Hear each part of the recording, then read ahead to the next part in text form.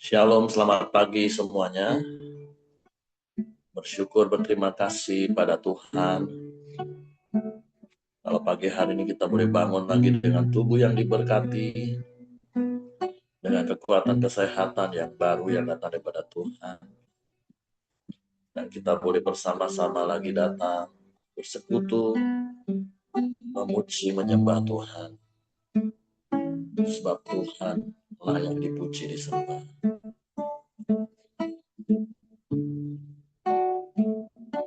Bapa, kami bersyukur, berterima kasih kepadamu pagi ini. Terima kasih buat pemeliharaan, penjagaan, penyertaan, dan perlindunganmu sepanjang malam dan tidur kami. Pagi hari ini kami boleh bangun dengan tubuh yang diberkati, dengan kekuatan kesehatan yang baru yang datang daripadamu. Terima kasih buat hari baru penuh berkat, penuh kemenangan dan sukacita berlimpah yang kau jadikan dalam hidup kami. Terima kasih buat kasih setiamu yang selalu baru setiap pagi dalam hidup. Sebab kami mau terus percaya dan mempercayakan hidup kami sepenuh dalam roh, jiwa, dan tubuh kami. Kami serahkan kepadamu. Terima kasih, terima kasih.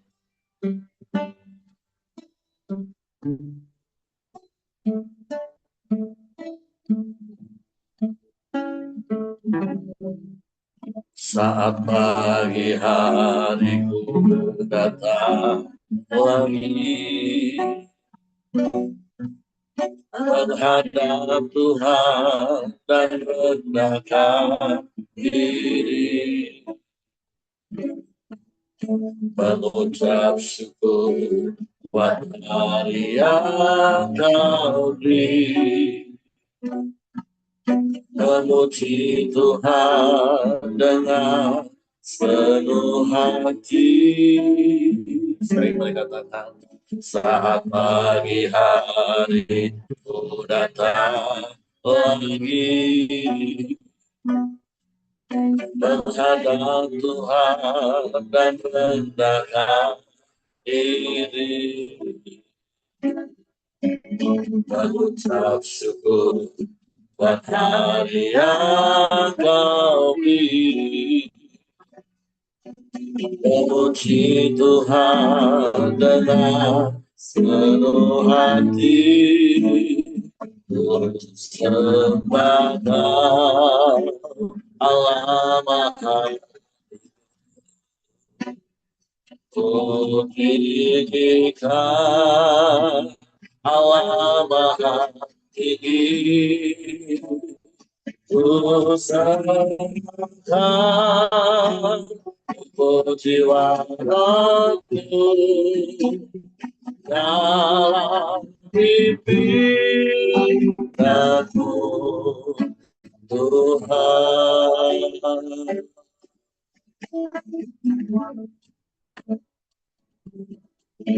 Saat pagi hari ku datang lagi,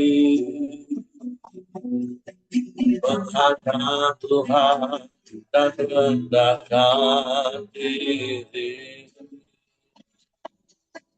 mengucap syukur buat hari yang kau beri, memuji Tuhan dengan sepenuh hati, sembah Allah Maha Tinggi, ku tinggikan Allah Maha Tinggi, ku serahkan tubuh jiwa ragu dalam pimpinanmu Tuhan.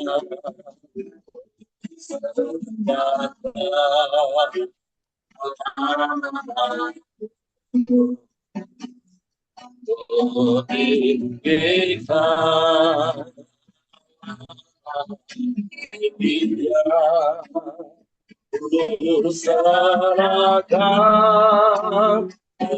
jiwaku dalam pimpinanmu Tuhan, dalam pimpinanmu Tuhan, dalam pimpinanmu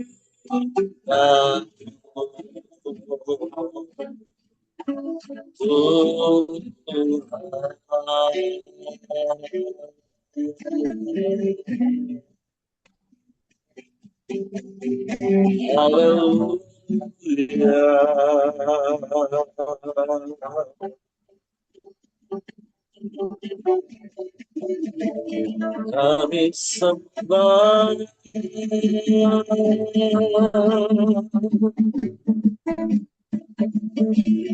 puji Engkau,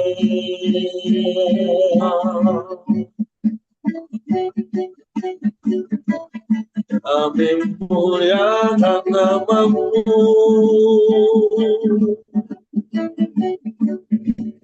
Yesus, Yesus, Yesus, Tuhan.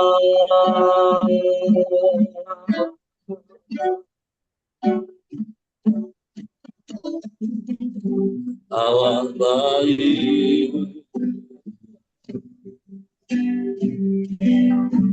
sungguh baik,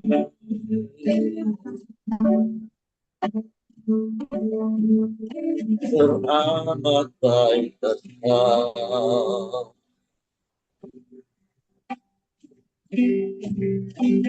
Haleluya.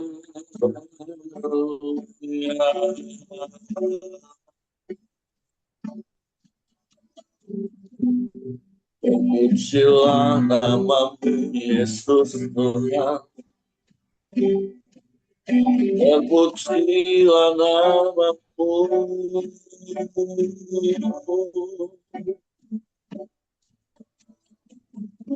Engkau baik, sungguh baik. Engkau sangat baik dan teramat baik bagi kami. Tiada yang seperti-Mu.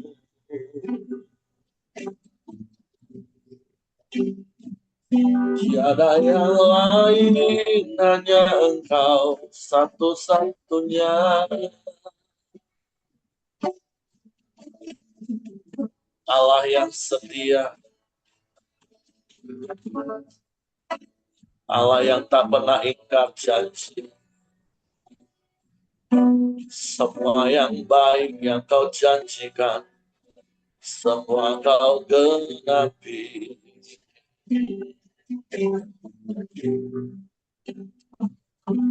Haleluya.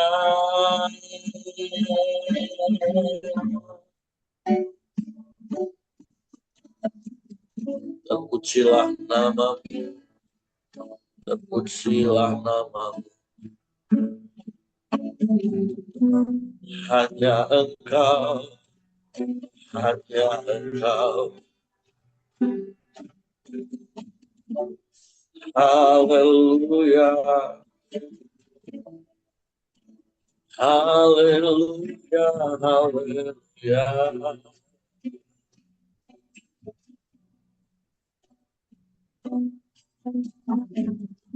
Terpujilah nama-Mu,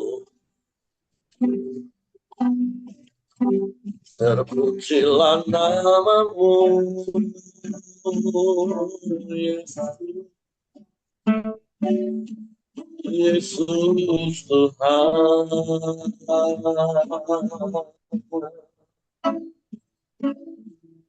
Mulia.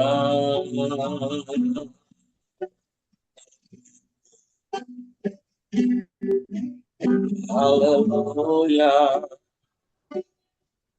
Haleluya. Haleluya.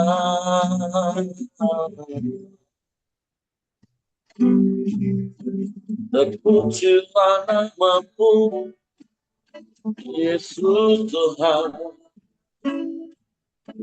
Terpujilah namamu, Yesus Tuhan. Haleluya. Haleluya. Haleluya.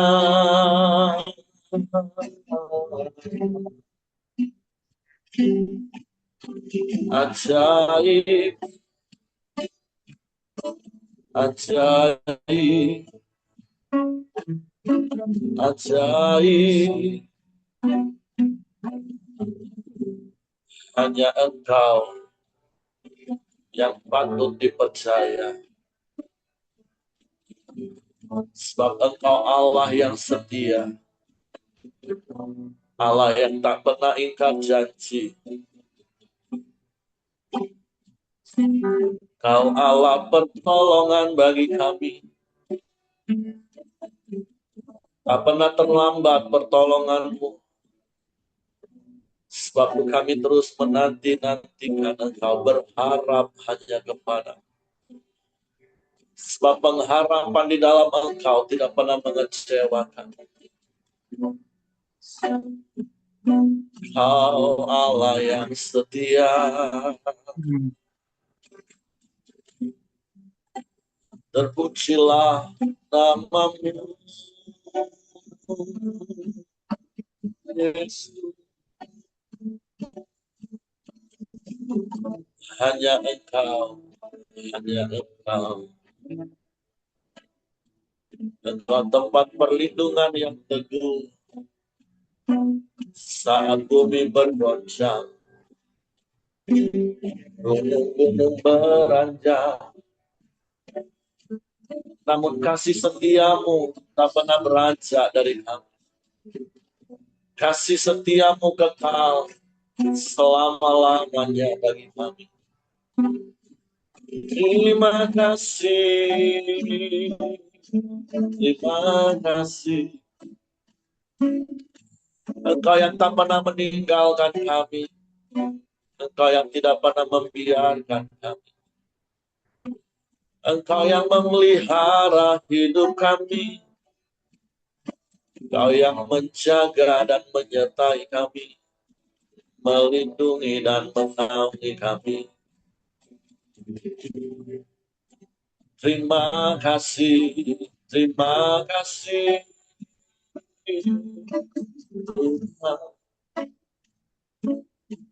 Terima kasih, Engkau baik. Haleluya, haleluya, haleluya. Ajaib Engkau, ajaib Engkau, ajaib Engkau. Terima kasih, terima kasih. Haleluya, haleluya, haleluya. Terpujilah namamu, terpujilah namamu. Terima kasih, terima kasih. Syukur bagimu Tuhan. Syukur bagimu ya Allah. Hanya Engkau, hanya Engkau. Terpujilah namamu,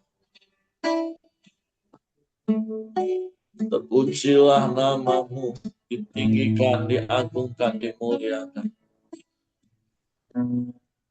Terima kasih, hanya Engkau Tuhan, Allah yang setia, yang tak pernah ingkar janji. Engkau satu-satunya dan tidak ada yang lain. Tidak ada yang sama seperti-Mu. Terima kasih.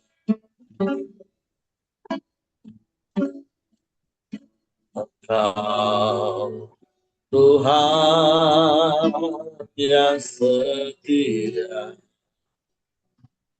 waktu-Mu selalu yang terbaik. Engkau Tuhan sandaran,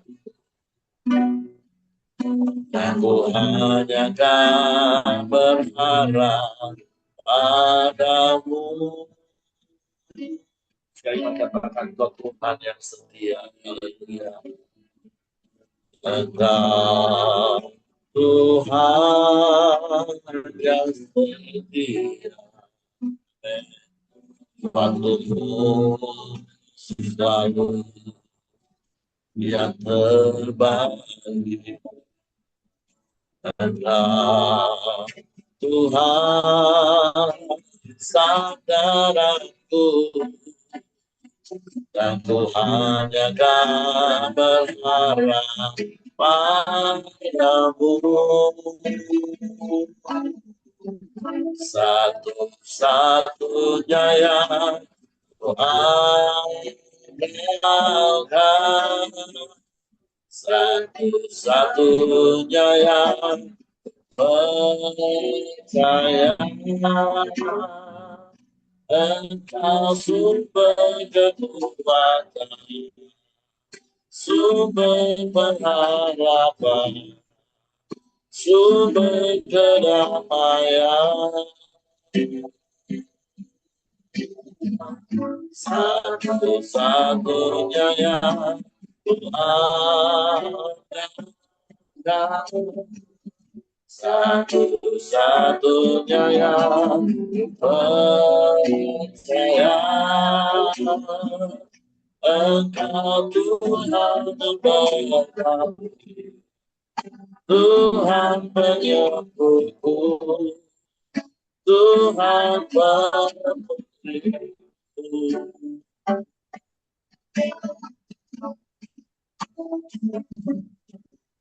Engkau Tuhan yang setia, waktu-Mu selalu yang terbaik. Engkau Tuhan sandaranku, dan Tuhan yang akan berharap padamu. Satu-satunya yang andalkan, satu-satunya yang percaya. Engkau sumber kekuatan, sumber pengharapan, sumber kedamaian. Satu-satunya yang andalkan, satu-satunya yang percaya. Engkau Tuhan memberkati, Tuhan penyembuhku, Tuhan pemulihku. Satu-satunya yang ku andalkan, satu-satunya yang ku percaya. Engkau sumber kekuatan, sumber pengharapan, sumber kedamaian.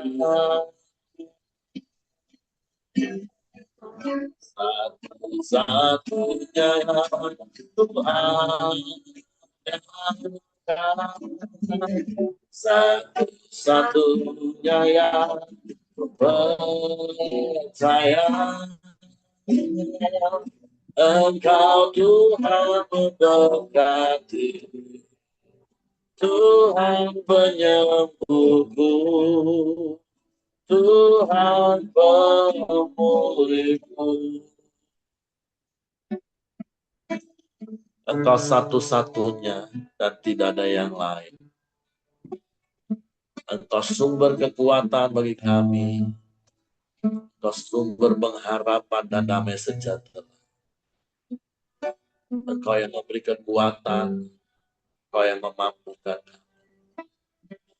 Bahkan Engkau yang menyembuhkan dan memulihkan hidup kami. Sebab Engkau yang memberkati kami. Pagi hari ini kami mau terima berkat firman-Mu. Dan kami dikuatkan, dihibur, dan diteguhkan lagi. Satu Roh Kudus, tolong kami untuk mengerti dan memahami firman-Mu. Sehingga kami percaya firman-Mu dan kami melakukannya dalam hidup. Dalam nama Yesus, kami sambut firman. Haleluya. Amin.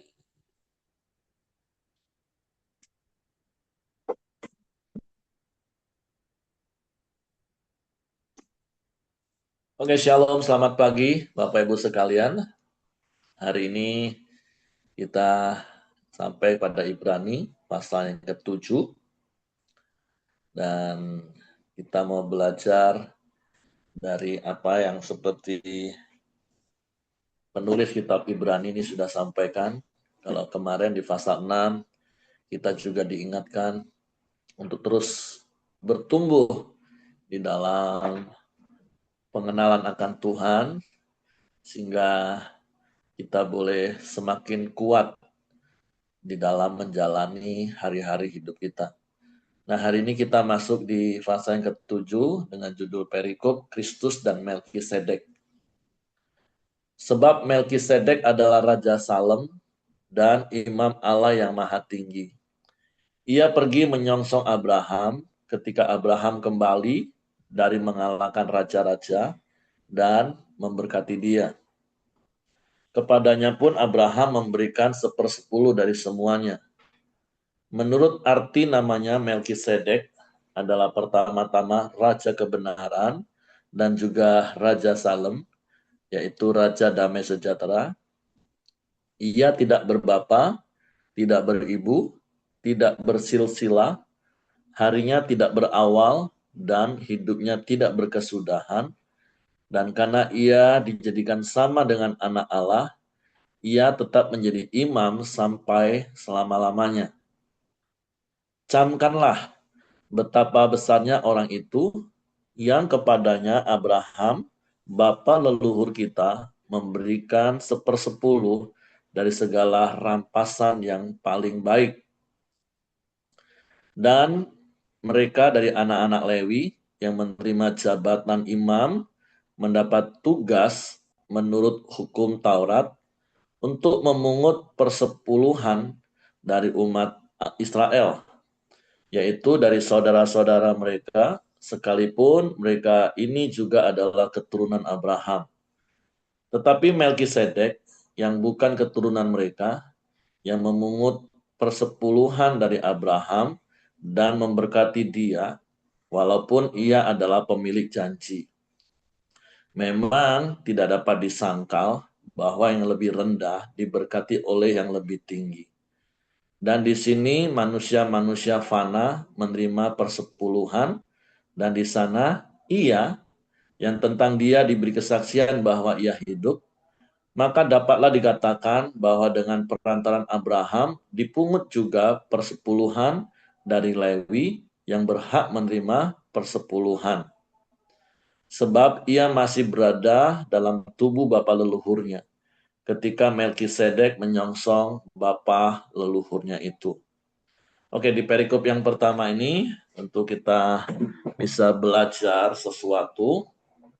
Tentu kalau bicara tentang siapa itu Melkisedek, maka jelas dari apa yang penulis kitab Ibrani sampaikan di ayat-ayat yang pertama, ini adalah merujuk pada gambaran Yesus di dalam perjanjian lama. Karena dia disebut Raja Kebenaran dan Raja Salam atau Raja Damai Sejahtera. Jelas dia tidak berbapa dan tidak beribu, tidak bersilsilah, tidak berawal dan tidak berakhir. Karena ia dijadikan sama dengan anak Allah, ia tetap menjadi imam sampai selama-lamanya. Sama seperti beberapa hari yang lalu, kita juga diingatkan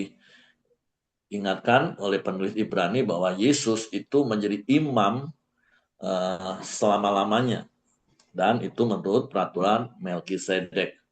Nah tentu sekali lagi ini adalah hal yang menjadi tambahan pengetahuan kita.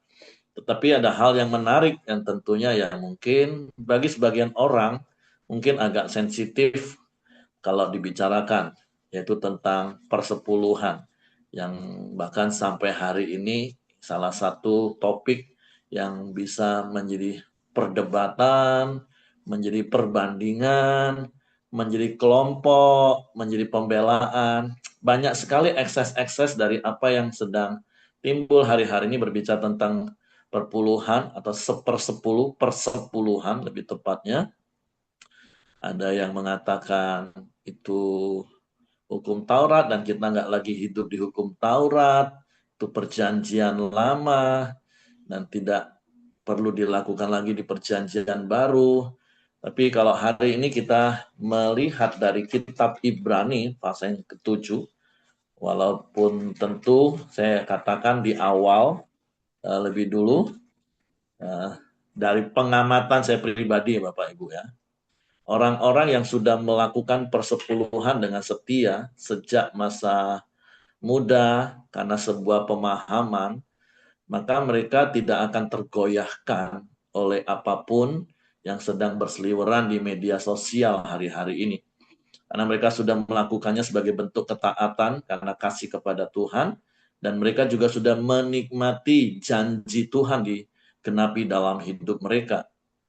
Karena sekali lagi, dari sisi kita melakukan persepuluhan itu ya sebagai bentuk ungkapan syukur, kasih, ketaatan kepada Tuhan. Walaupun tentu dari sisi Tuhan, Tuhan berjanji untuk memberkati orang-orang yang melakukan hal ini. Nah, clear bagi apa yang saya lihat dan saya amati, bagi orang yang mengerti kebenaran ini dan mengalami kemerdekaan dari kebenaran ini dan mereka melakukannya, itu nggak akan bergeming. Tetapi justru yang banyak beriak-riak, itu adalah orang-orang yang sebenarnya pada dasarnya belum melakukan atau ada yang melakukannya karena motivasi yang salah, yaitu supaya diberkati, mungkin terpaksa sambil berharap dan terkadang pengharapannya seakan-akan zonk, sehingga ketika mendapatkan pengajaran-pengajaran yang berseliweran di medsos, dia merasa diteguhkan untuk tidak melakukan. Ya, tapi sekali lagi terlepas daripada itu semua, berkali-kali kita harus tahu bahwa hidup itu juga pilihan. Ketaatan untuk melakukan firman Tuhan itu juga pilihan karena kita memang diberi free will. Tapi tentu seharusnya sebagai orang yang telah ditebus, yang dikasihi Allah, seharusnya kita juga belajar mengasihi Allah. Dan berkali-kali saya katakan, bukti kasih kita kepada Allah adalah kita menuruti perintah-perintah Allah. Dan perintah Allah itu tidak berat. 1 Yohanes 5 ayat 3, Bapak Ibu.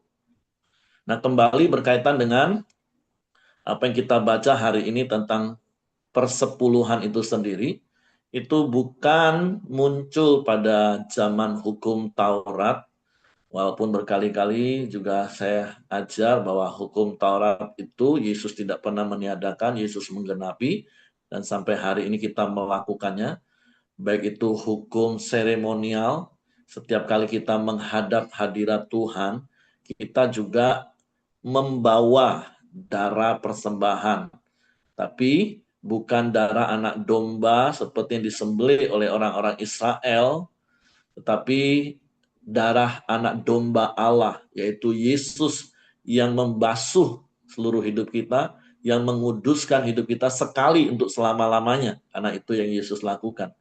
Tapi prinsipnya tetap sama. Setiap kali kita datang menghadap hadirat Tuhan, bukan karena kehebatan dan kebaikan dan kekudusan kita, tapi karena ada darah anak domba Allah yang menguduskan kita, menyucikan kita.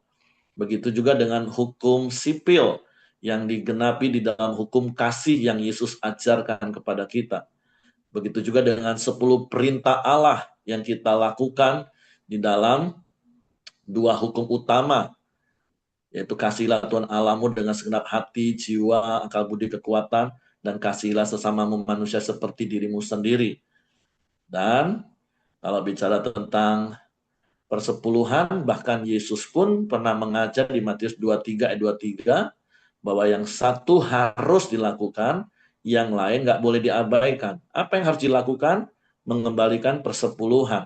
Apa yang tidak boleh diabaikan? Hormati orang tua, pelihara orang tua. Nah itu sebenarnya kan jelas ayat-ayat itu. Bahkan kalau kita tarik mundur berdasarkan Ibrani pasal 7, Abraham itu kan jauh sebelum bangsa Israel muncul. Karena dari Abraham, Ishak, Yakub barulah lahir bangsa Israel. Kemudian mereka beranak pinak, turunan demi turunan, sampai akhirnya dibawa ke Mesir 400 tahun. Kemudian mereka keluar dari tanah Mesir, 40 tahun muter-muter di padang gurun, barulah hukum Taurat itu diberikan kepada mereka. Itu rentang waktunya ratusan tahun, Bapak Ibu. Tapi kita tahu dari kisah Abraham, bahkan juga kalau Bapak Ibu juga pernah membaca kisah tentang Yakub juga, walaupun secara langsung Ishak tidak pernah tercatat, atau mungkin saya lupa pernah atau tidak, tapi kayaknya sih enggak. Tapi kalau Yakub jelas ketika dia di Betel atau di Luz, maka dia berjanji setelah dia dalam pelarian itu, dia katakan hari ini dan seterusnya aku akan memberikan 1/10 dari apa yang Tuhan beri. Nah ini prinsip yang pentingnya Bapak Ibu. Kita memberikan 1/10 itu kan dari yang Tuhan beri. Jadi waktu kita memberi itu bukan karena kita berharap untuk diberi, bukan.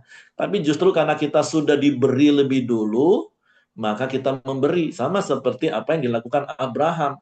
Ketika dia pulang perang, mendapat jarahan, mendapatkan hasil, nah dari situ dia beri. Jadi jangan sampai terbalik, karena iblis kan suka memutarbalikkan kebenaran. Banyak orang berpikir dia memberi 1/10 supaya diberkati. Nah, itulah prinsip yang salah, prinsip yang membuat banyak orang kecewa dan akhirnya nggak mau melakukannya. Padahal prinsip yang benar sejak zaman Abraham memberikan 1/10 kepada Melkisedek justru karena merasa bersyukur sudah diberi, sudah mendapat, baru mereka mengembalikan 1/10. Baik itu Abraham maupun Yakub. Nanti Bapak Ibu bisa cari ayat-ayatnya.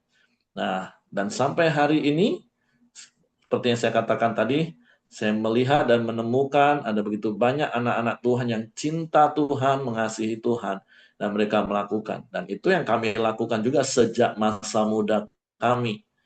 Dan setiap kali prinsip-prinsip melakukan kebenaran, ya seperti berkali-kali saya katakan, firman itu untukku.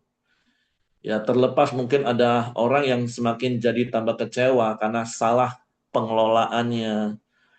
Ya tapi sekali lagi bersyukur di Pelita semua persembahan, persepuluhan yang jemaat bawa itu dikelola di dalam perbendaharaan gereja, rumah Tuhan.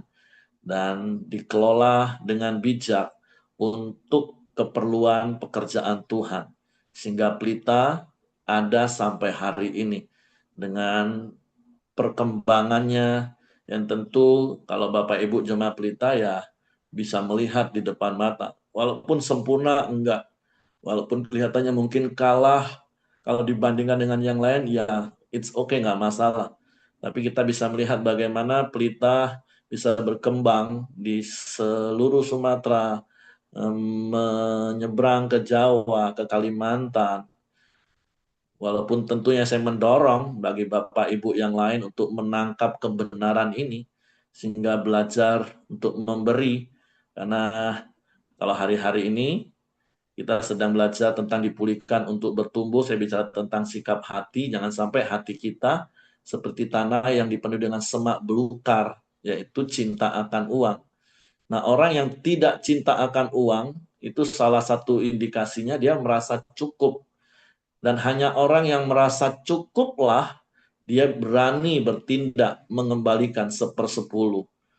Tentu sekali lagi sebagai tindakan kasih, tindakan iman Bapak Ibu. Nah, tapi kalau paradigma-paradigma lama, jangankan 10% dikasih, nggak ngasih aja masih kurang, ya sesuai iman lah Bapak Ibu, kuranglah terus. Karena orang yang tidak punya rasa cukup, ya pasti akan mengalami kekurangan, dimulai dari merasa kurang terus. Nah, tapi mari hari ini buka hati untuk kebenaran firman Tuhan, bahwa persepuluhan itu bukan bicara perjanjian lama, bukan bicara tentang zaman Taurat, tapi ini bicara tentang sikap hati. Bagaimana Abraham bersyukur karena ya dalam waktu itu konteksnya dia dapat jarahan ya Bapak Ibu ya. Jadi nggak perlu terombang-ambing dengan pengajaran. Wah, kalau memang harus perpuluhan, harus seperti bangsa Israel dari hasil panen. Lah kita kan nggak panen. Waduh, terlalu melebar dan terlalu mengada-ada bagi saya. Nggak boleh dalam bentuk uang. Ya sudahlah, terserahlah orang mau ngomong apa Bapak Ibu. Tapi bagi kami pribadi dan tentu banyak orang yang saya kenal, mereka taat, tekun, mengembalikan 1/10 karena mereka bersyukur, karena merasa diberkati Tuhan, menikmati berkat Tuhan, dan dengan penuh kasih mereka mengembalikan. Dan sekali lagi, dari sisi Tuhan, yaitu haknya Tuhan untuk memberkati orang yang melakukan. Dan haknya Tuhan untuk menahan berkat bagi yang tidak melakukan. Itu dari sisi Tuhan ya Bapak Ibu ya. Tapi hari ini kita mau belajar dari Ibrani pasal 7, bagaimana Abraham, bahkan sampai keturunannya, mereka taat melakukan. Dan bukankah bahkan di perjanjian baru Bapak Ibu, di Galatia khususnya, kita ini disebut keturunan-keturunan Abraham yang berhak menerima janji-janji Allah bagi Abraham. Nah, konyolnya banyak orang Kristen memang benar-benar memanipulasi Tuhan. Janji warisannya berkat Abrahamnya mau terima. Tapi apa yang Abraham lakukan, mereka nggak mau lakukan. Nah, banyak orang beragama Kristen. Berkali-kali saya katakan, orang kalau beragama itu sebenarnya memanipulasi Tuhan. Kenapa? Karena sekali lagi kan agama itu kan cara manusia untuk bertemu dengan Allah. Dari sisi manusia, berbagai macam cara. Bahkan agak beda sedikit contohnya, beberapa waktu yang lalu, dia nggak mau diberkati, dulunya dia nggak kenal Tuhan, atau menikah di luar Kristen, kemudian dia jadi orang Kristen, tapi pikirannya masih pikiran lama, dia nggak mau diteguhkan pernikahannya dalam pernikahan Kristen. Karena dia berpikir, wah, kan kalau belum diteguhkan dalam Kristen, nanti kalau cerai kan boleh nikah lagi. Kalau sudah teguhkan dalam Kristen kan nggak boleh. Nah, jadi ada pikiran-pikiran yang aduh benar-benar memanipulasi Tuhan. Nah, mari kita jaga hati Bapak Ibu, supaya jangan sampai hati kita dipenuhi dengan batu-batu paradigma-paradigma yang salah seperti itu, dan kembali secara khusus dalam topik kita tentang persepuluhan. Saya berdoa Bapak Ibu memahami kebenaran ini, dan kebenaran ini memerdekakan, sehingga Bapak Ibu bertindak dengan iman, didasari dengan kasih taat mengembalikan. Dan tentulah sekali lagi dari sisi Tuhan Bapak Ibu ya, jangan dari sisi motivasi kita. Jadi itu perikop yang pertama. Perikop yang kedua, Kristus adalah imam yang lebih tinggi daripada Harun. Karena itu, andai kata oleh imamat Lewi telah tercapai kesempurnaan, sebab karena imamat itu umat Israel telah menerima Taurat, apakah sebabnya masih perlu seorang lain ditetapkan di imam besar menurut peraturan Melkisedek, yang tentang dia tidak dikatakan menurut peraturan Harun? Sebab jikalau imamat berubah, dengan sendirinya akan berubah pula hukum Taurat itu. Sebab yang dimaksudkan di sini, termasuk suku lain dari suku ini, tidak ada seorang pun yang pernah melayani mezbah. Dimaksud Yesus itu dari keturunan Yehuda, bukan Lewi, di mana keturunan imam dan pelayan-pelayan mezbah itu ditetapkan.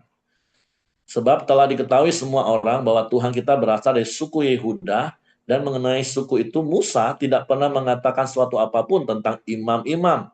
Dan hal itu jauh lebih nyata lagi jikalau ditetapkan seorang imam lain menurut cara Melkisedek, yang menjadi imam bukan berdasarkan peraturan-peraturan manusia, tetapi berdasarkan hidup yang tidak dapat binasa.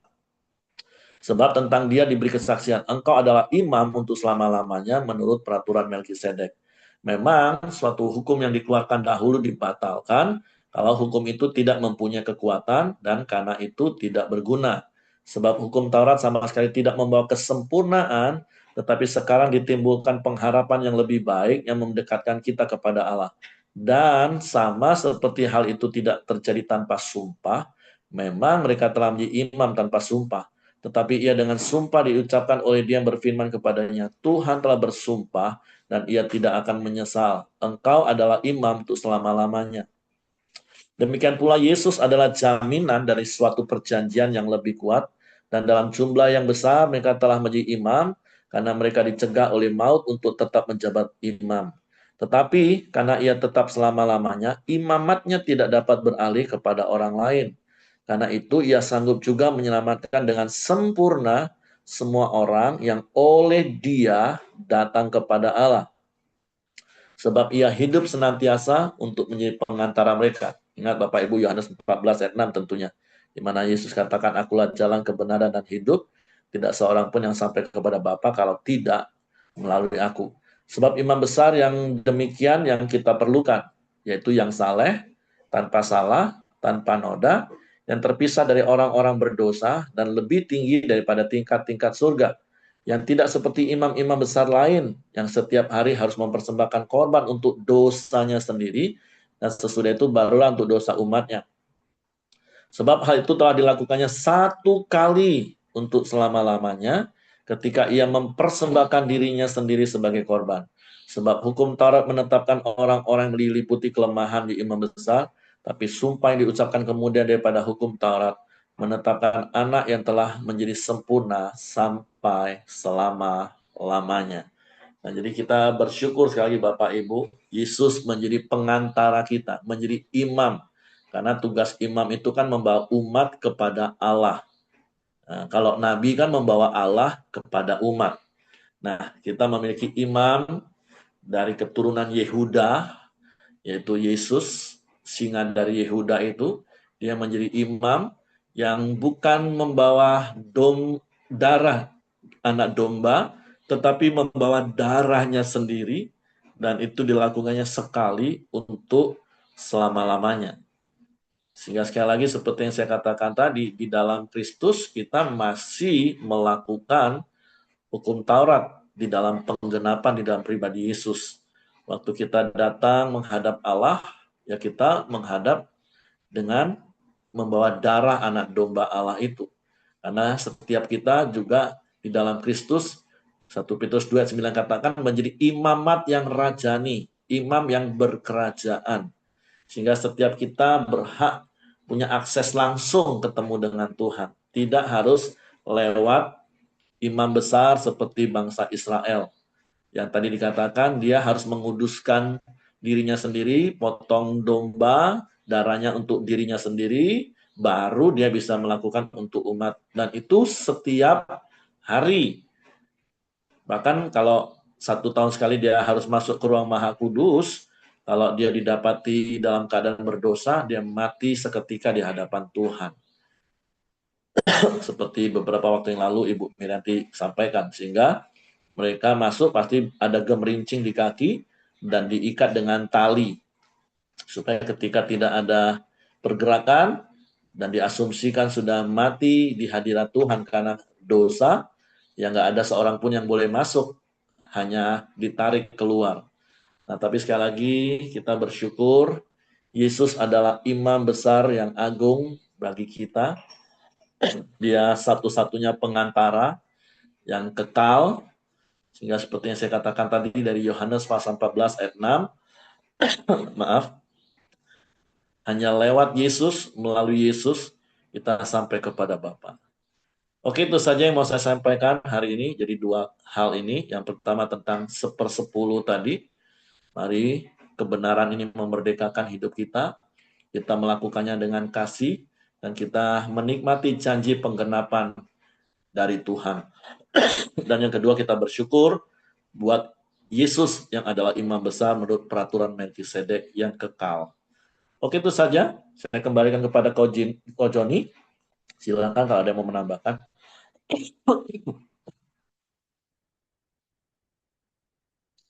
Ya, salam semua. Kalau ada yang menambahkan, kita akan masuk dalam doa kita pagi hari ini.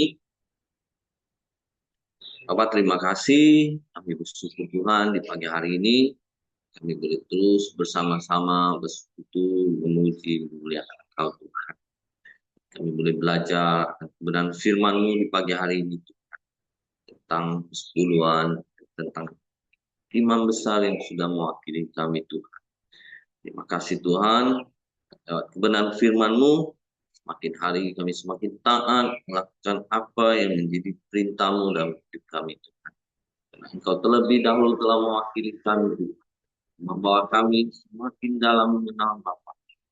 Sehingga kami boleh masuk dalam hadirat-Mu setiap hari Tuhan, setiap saat. Terima kasih Tuhan Yesus. Berkati hamba-Mu Pak Heri yang sudah menyampaikan kebenaran firman-Mu. Engkau terus pakai Pak Heri dalam setiap pelayanannya, dimanapun dia berada, boleh menjadi berkat bagi banyak orang. Berkati Pak Heri, istri dan anak-anak. Ya, lewat keluarga mereka, banyak orang boleh mengenal Engkau. Terima kasih juga Tuhan Yesus. Berkati kami semua pagi hari ini, sudah mendengarkan kebenaran firman-Mu. Tuhan, kebenaran firman-Mu, kami boleh terus mempraktekkan kebenaran firman-Mu dalam setiap kehidupan kami. Ya, lewat hidup kami Tuhan, orang-orang boleh mengenal Engkau. Terima kasih Tuhan Yesus. Pagi hari ini kami bersatu hati, kami berdoa Tuhan, khususnya pagi hari ini buat cucunya Ibu Mirianti Tuhan, Jovan kasih Hombing Tuhan. Rencana akan dibanding Tuhan dengan siswa Singapura Tuhan, Kau pimpin dan sertai perjalanan tim mereka ini. Lewat semua nama-Mu dipermuliakan. Terima kasih Tuhan Yesus. Pagi hari ini juga berdoa buat Engkau Wijaya Tuhan yang memberkati, Engkau terus memberikan kesehatan, kekuatan, semangat Tuhan. Sama-sama pemulihannya Tuhan, masa tuanya Engkau boleh menikmati setiap kebaikan dan kemurahan. Berkati anak-anak cucunya Tuhan yang merawatnya Tuhan, beri mereka kesehatan, kekuatan Tuhan. Damai dan sukacita-Mu dalam keluarga Tuhan. Terima kasih Tuhan, juga berdoa buat Billy dan Nilu Tuhan, berkati untuk setiap proses bayi tabungnya Tuhan, biar semua boleh berjalan dengan baik dan lancar. Tuhan, itulah salah satu perintah daripada Tuhan itu, menentukan keturunan-keturunan ilahi itu. Terima kasih Tuhan, diserahkan tangan-Mu Setiap doa kami juga berdoa buat bangsa dan negara kami Indonesia. Tuhan berkati, Tuhan berikan keamanan dan kesejahteraan-Mu buat bangsa dan negara kami Indonesia ini. Berkati para pemimpin-pemimpin bangsa kami, presiden, para menteri dan staf, gubernur, bupati, dan wali kota dan sujada. Kau menaruhkan roh takut akan Engkau, sehingga mereka boleh memimpin bangsa kami dengan adil dan benar. Terima kasih juga Tuhan Yesus, kami juga bersyukur buat hasil bumi, hasil alam yang melimpah yang Kau sediakan buat negara kami. Ya, semua boleh dikelola untuk kesejahteraan rakyat Indonesia. Terima kasih Tuhan Yesus, setiap doa-doa kami dalam tangan-Mu. Mari kita masuk dalam doa Bapa kami. Bapa kami yang di surga, kuduskanlah nama-Mu, datanglah kerajaan-Mu, jadilah kehendak-Mu di bumi seperti di surga. Berikanlah kami pada hari ini makanan kami yang secukupnya, dan ampuni kami akan kesalahan kami, seperti kami juga mengampuni orang yang bersalah kepada kami. Dan janganlah membawa kami ke dalam pencobaan, tapi lepaskanlah kami daripada yang jahat. Karena Engkaulah yang punya kerajaan dan kuasa dan kemuliaan sampai selama-lamanya. Amin. Silakan Pak Eli. Kami bersyukur buat hari baru penuh berkat yang Kau jadikan bagi kami. Biar kami hidup di dalam pimpinan, tuntunan, dan pemeliharaan-Mu, sehingga apa yang kami kerjakan seturut firman-Mu, Tuhan buat berhasil dan Tuhan berkati. Tutup bungkuskan kuasa darah Yesus, malaikat naga tempat tinggal kami, menyertai keluar masuk kami dan seluruh aktivitas kami sepanjang hari ini, dan biarlah Engkau Tuhan dimuliakan di dalamnya. Terpujilah nama-Mu, biarlah kasih karunia Bapa, damai sejahtera dari Yesus Kristus, serta pimpinan persekutuan Roh Kudus menyertai kita sekalian mulai hari ini sampai Maranatha, dia Yesus datang kali yang kedua. Di dalam berkat nama Tuhan Yesus Kristus. Haleluya. Amin. Oke, semangat pagi. Selamat beraktivitas dan Tuhan Yesus memberkati kita semua.